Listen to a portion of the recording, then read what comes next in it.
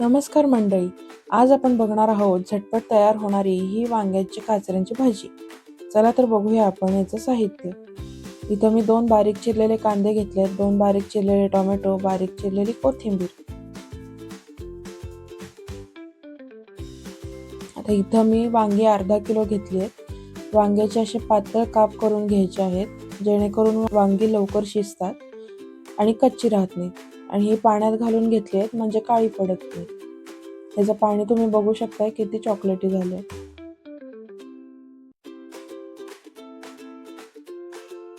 आता आपण फोडणी करून घेऊया। फोडणीसाठी मी पहिल्यांदा घालणार आहे मोहरी, त्याच्यानंतर घालणार आहे जिरं, आता घालणार आहे हिंग,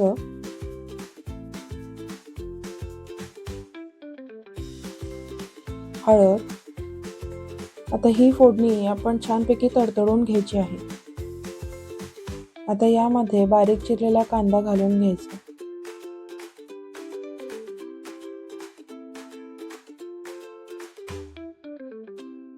कांदा मऊ होईपर्यंत परतून घ्यायचा।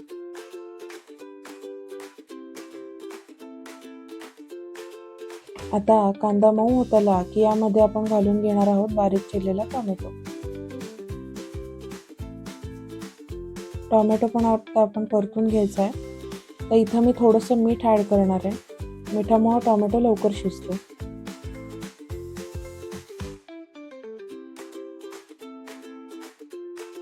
आता हे झालं की यामध्ये आपण वांग्याच्या काचऱ्या टाकून घेणार आहोत। वांग्याच्या काचऱ्या आपल्याला तेलावरतीच परतून घ्यायच्या आहेत, यामध्ये आपण ॲडिशनल पाणी घालणार नाहीये। भाजी पूर्ण व्यवस्थित मिक्स करून घेतली। आता इथं मी कांदा लसणाचं तिखट आणि मीठ घालून घेणार आहे। आपण इथं मसाल्यांचा जास्त वापर करणार नाहीये, कमीत कमी साहित्यामध्ये एकदम चटपटीत आणि झटपट बनणारी ही भाजी आहे। भाजी पुन्हा एकदा परतून घ्यायची आहे।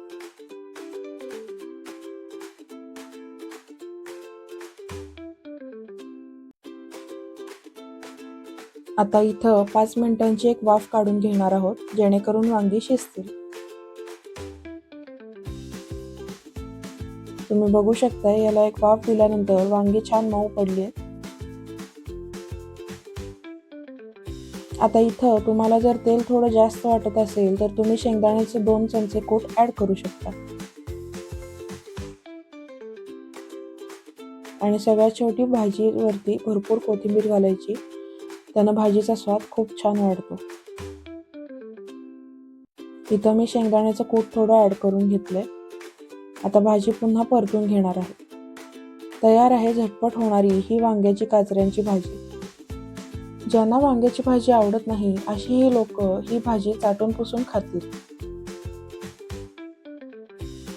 ही काचऱ्यांची रेसिपी तुम्हाला कशी वाटली हे मला कमेंटमध्ये नक्की सांगा। व्हिडिओ आवडला असल्यास व्हिडिओला लाईक करा आणि चॅनलला सबस्क्राईब करा।